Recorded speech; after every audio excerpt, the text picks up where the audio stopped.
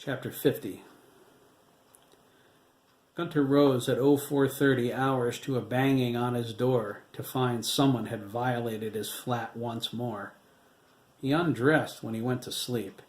He set his clothes next to the pillow Himmler's men kindly left for him after removing his belongings. He slept on the floor in his underwear, wrapped in an army blanket. He didn't expect to sleep at all. The floor was uncomfortable.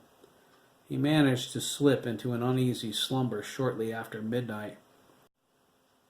Sometime between then and now, the guards removed his civilian clothes. The only thing they left for him to wear was the uniform. He stumbled to the door, cursing under his breath at the incessant banging. He flung it open with an outraged look on his face. He glared at the tall blonde guard. "Ah, you're awake, Herr Doctor," the guard said. He gestured toward the stairwell. "Your car has arrived." "You could not have just said that," Gunter snapped. "I had to be sure you were awake," the guard replied. "Herr Himmler insists you be in the car by 5. I suggest you get dressed." The guard set his hand on Gunter's chest, eased him back into the flat, and closed the door. Gunter almost screamed his frustration when he heard the guards chuckling. It was bad enough his colleagues laughed him into shameful display of temper after his lecture. The sound of the guards tittering, more like that of women than soldiers, threatened to push him past the breaking point. He looked sharply at the SS uniform. He decided he would wander Berlin in his underwear before he put it on. He went to the window with the fire escape. He was about to throw it open and climb down when he noticed 2 more SS guards armed with submachine guns in the alley below. "There is no choice, is there?" he asked the empty room. Gunter moved to the broken chair where the uniform was laying. He touched the lapel gingerly, examining the rank insignia. He had no idea what the symbols meant. "I am to be a soldier, never trained how to be a soldier," he muttered. "I hope I outrank the buffoons at my door, at least." Gunter went to the bathroom and cleaned up. He shaved as quickly as he could without cutting his own throat. He wet his black hair and combed it back. There were few grays despite his approaching middle age.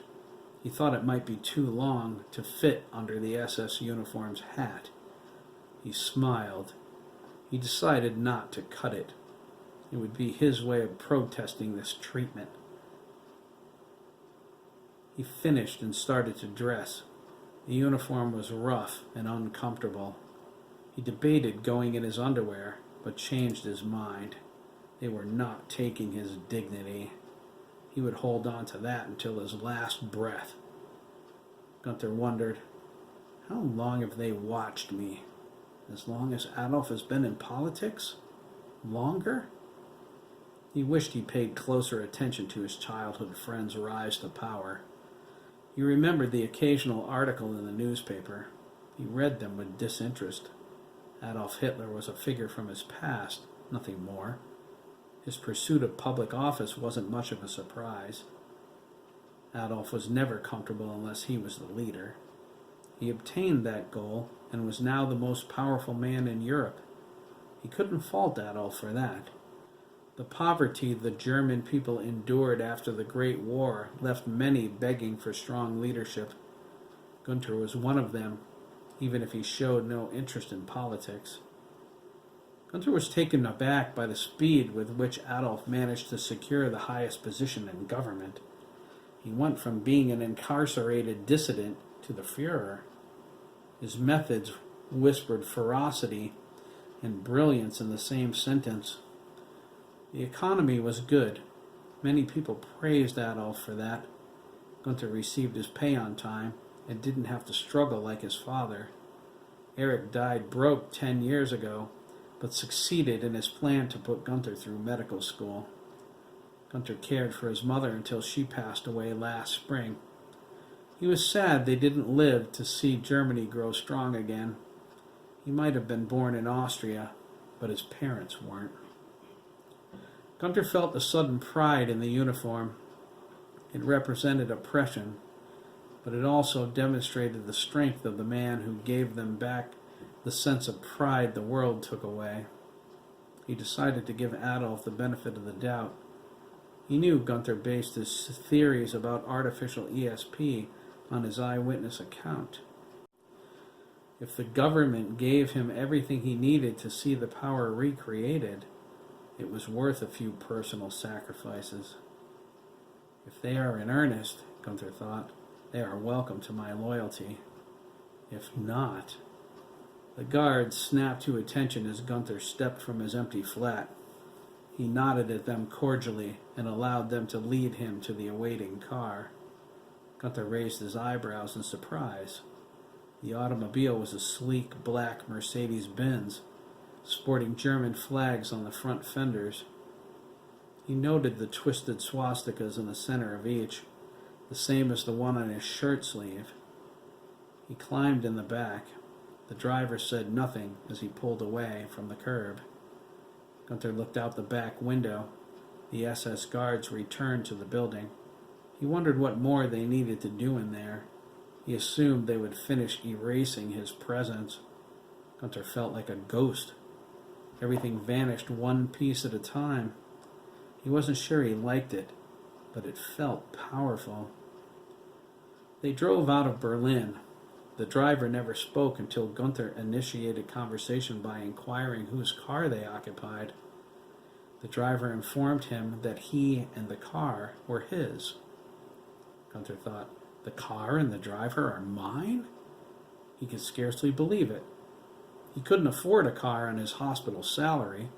He was still waiting for the Volkswagen promised him by the government in exchange for the deductions they took from his pay. It was quickly forgotten as they rode along in luxury. Gunther felt the smooth leather seats. Working for the SS became a more pleasurable prospect with each revolution of the tires. They drove straight to the Buchenwald Gate in the Ettersberg Hills outside Weimar. The driver stopped by order of the gate guard and produced his papers. Jedem das Same? Gunther asked. The words were part of the concentration camp gate. To each his own?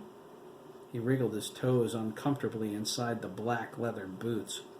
He thought, Himmler may pride himself on knowing every aspect of my life, but he is a poor judge of shoe size. These boots are too small.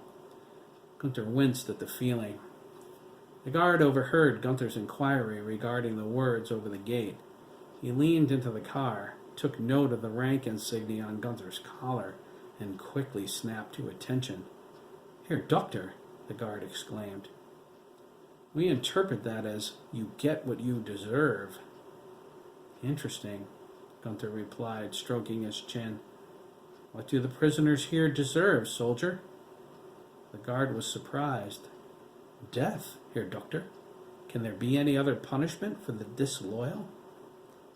Is that not a bit extreme? Gunther whispered to his driver. The driver shook his head. Let them all die, he replied. Why should our hard-earned tax dollars pay for the upkeep of criminals and traitors? The guard opened the gate. The driver proceeded into the camp. Where exactly are we going? Gunther asked, changing the subject. I thought I saw the barracks back there. He gestured with his thumb toward the compound outside the gate. They are, Herr Doctor, the driver replied, but you won't be staying there. You have a house in town. Your belongings are there and already unpacked. He smiled. We're meeting Herr Himmler and the Commandant at the Oak. The Oak? Gunther asked. What is that, driver? Geth's Oak, the driver asked.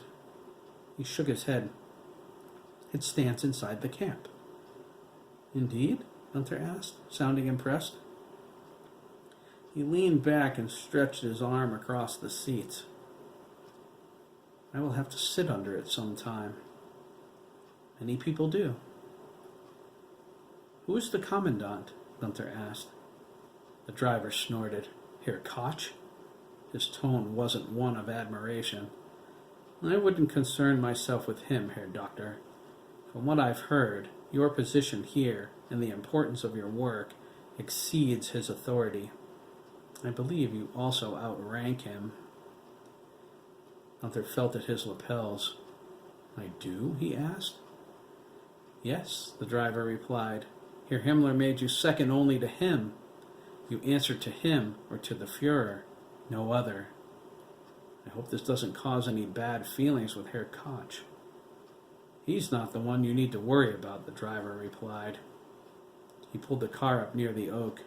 Himmler stood with a man who Gunther assumed was Koch and a rather shapely woman. Himmler checked his pocket watch. He nodded, satisfied. The driver stopped the car and turned back to Gunther.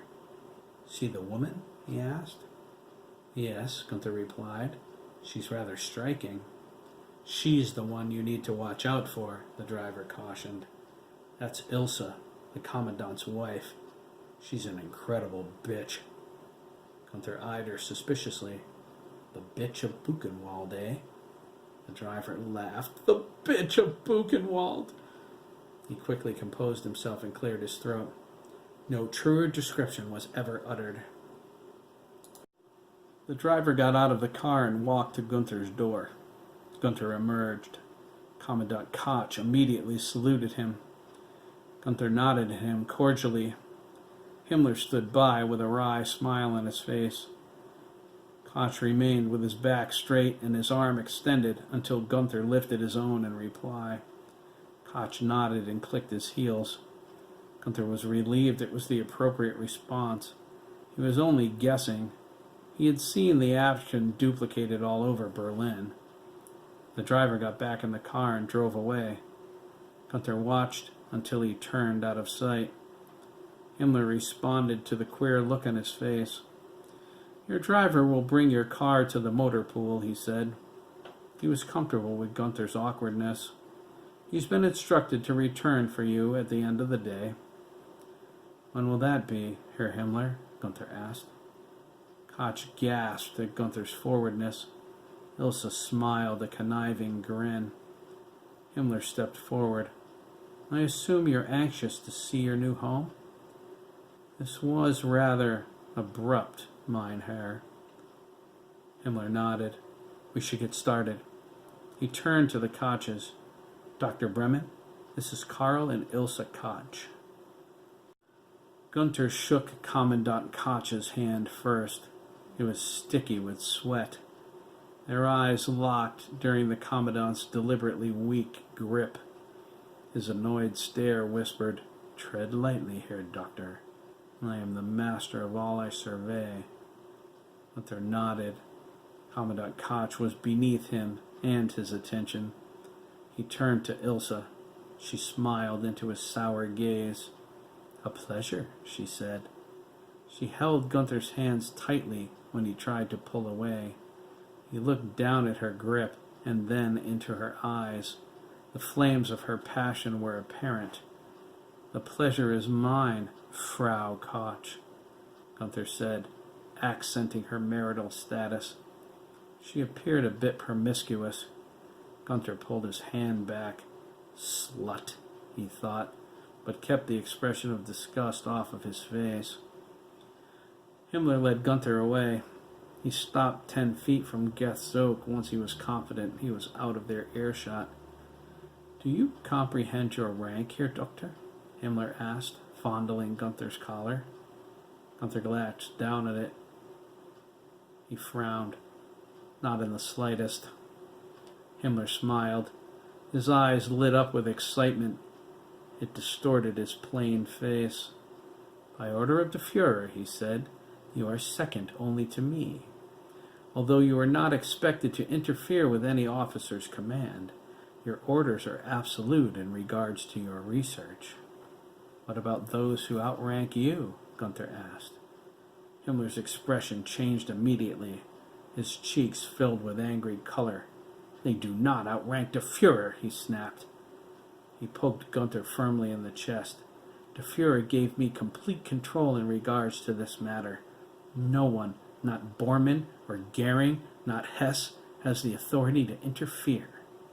He lowered his eyebrows. They seemed to rest on his spectacles. Is that understood? Yes, Herr Himmler. We've classified your project with the highest degree of secrecy, Himmler continued, circling Gunther like a vulture. Your notes, results, communications, anything regarding your experiments shall be for mine or de Fuhrer's eyes only. You will encode everything. Your driver is authorized to assist you with this. He is a top operative assigned as your assistant as well as your valet. You are ordered not to discuss the project in any detail with anyone else under the strictest penalty. I will not, Gunther said. I trust you won't, Herr Doctor, Himmler replied. He stepped in front of Gunther and glared at him. If you do, Buchenwald will become more than your place of employment. Gunther shuddered. The camp was new, but the electric fences, the guard towers, and the barbed wire, which seemed to be everywhere, lent to the feeling of foreboding the moment he entered the gate. He had no desire to be an inmate. Rest assured, my lips are sealed. Very good. Have you given any thought to what you require for your research? Gunther considered his question carefully. He wasn't sure how much Adolf told Himmler regarding the old gypsy woman from their youth. He decided against asking. If Himmler knew, the knowledge would present itself in due course. He rattled off a list of medical and scientific equipment from memory. Himmler said he would provide him with the latest technology the Reich could acquire. He assured Gunther he could secure any work from any scientist on Earth if it would help his project. Gunther was pleased. That kind of information could prove priceless. He said as much. You shall see, Herr Doctor, Himmler said. We will shake the heavens if the gods withhold an iota of knowledge that keeps your project from realization. He leaned into Gunther and whispered, Flights of fancy, Herr Doctor, but imagine it. A company of my best men, endowed with the power to read minds and see the future? Our psi troopers will claim our rightful place in the world. Gunther shrugged. I have only theories, Herr Himmler. I have never had the opportunity to pursue my suspicions. I cannot predict when, if ever, I will discover the secret of the power. Himmler seemed surprised. De Fuhrer assured me you would be able to make this project work. Is his faith in you misguided? I would not say that, Herr Himmler, Gunther replied. I am poking around in the dark. A thought occurred to him. He cleared his throat and asked, I understand the government is resettling gypsies? Gypsies? Himmler asked. They are a nuisance. I heard something about their arrest. I will continue to arrest them, Himmler interrupted. Dr. Ritter is working in Berlin. He is classifying them by race, gathering familial information. Why would this concern you? He does not know, Gunther thought. Adolf must have a reason for keeping this from him. I have to be careful. Gunther answered, choosing his words cautiously. You said I could have anything I wanted in regards to my research? Of course, Herr Doctor, Himmler replied. But what does that have to do with gypsies? They are mongrels, and certainly not intelligent enough to assist you. I would shoot them all if... You misunderstand, Herr Himmler, Gunther politely interrupted. He lied. I do not care for them either. There will be a plethora of duties regarding my research that will be unpleasant, combined with the fact that no matter how meticulous I am, I will require assistance. He gestured toward the Koches. They were out of earshot, but straining to listen. Should I have Commandant Koch assist me? Or his wife? He added, the slut? Himmler smiled. You noticed that about her. Rumor has it there is a revolving door on her bedroom. Suffice it to say, Herr Himmler, I trust no one. Gunther continued. But I cannot do my work alone. Whomever I choose to assist me will witness my experiments, will have access to my notes, project data. Most gypsies are ignorant. I would feel secure in their presence, more so than with an ambitious young doctor, nurse, or criminal. I would not want some career-minded opportunist or spy stealing my work. Should I do my work in the presence of traitors? I would rather my assistant be a moron. Himmler scrutinized Gunther's face. Satisfied, he consented. You can have any assistant you like, Herr Doctor. There are gypsies in every camp in the Reich. They will even be here. You may examine them at your leisure. Here, Gunther thought, with excitement. Could she end up here? His mind came alive with the possibilities. If I could find her, if I could convince her to share her knowledge, I could complete my work with blinding speed. I am very particular, Herr Himmler, Gunther stated. I will need to examine many of them before deciding on the perfect one. If I find her, or him, at another camp, how do I arrange transfer to Buchenwald? Himmler was amused. He pinched the rank insignia on Gunther's collar. Herr Doctor, he smiled, with these you can go anywhere in the Reich and take what you need. You don't ask, you issue orders. What you say will be done immediately. You want someone from another camp, you go there and get them. It's just that simple. Gunther smiled for the first time. I had no idea. It is incredible. He looked down at his black SS uniform. To think, I resisted putting it on. His thoughts darkened. He felt the intoxicating nature of the authority he possessed. I will find her. Madame Zora will give me the secret of the power. He looked at his hands as he held them up. She will tell me, one way or another. My lab, Gunther whispered, feeling lightheaded. Where is my laboratory? Ah, Himmler said, holding up his finger. He gestured for Gunther to wait a moment. He turned to Commandant Koch and ordered, You may return to your duties, Colonel. I will send for you if I have further need of you. Jawohl, Herr Himmler, Koch saluted. Heil Hitler. He turned to Gunther and added, Please let me know if I can assist you in any way, Herr Doctor. I will do that. He was annoyed, but it wasn't at the Commandant. It was his wife. Ilse eyed him like a juicy steak. She winked discreetly before walking away with her husband. Gunther shook his head. She is nothing more than a common tramp. So I have heard, Himmler agreed. We frown on that. Our standards must be higher, especially within the family. He turned to Gunther once the Koches disappeared around the corner. Your laboratory will be built anywhere in the camp to your exact specifications. I thought to put it underground for the added security. Do you disagree? No, Gunther replied. An underground lab is fine. Let us walk a while, Himmler said. We will tour the grounds, and you can decide where you want it. The moment your decision is final, I will order its construction. Gunther followed his lead, but only heard part of what he said. His mind raced. His heartbeat doubled. A fluttery feeling settled in his stomach. His thoughts were drowning him. I will find her if I have to look in every corner of Germany. She is the key to preventing years of research and countless failures, and even then I may never discover the secret. Himmler wants the power for his men. Does he not understand the depth of the water in which we are wading?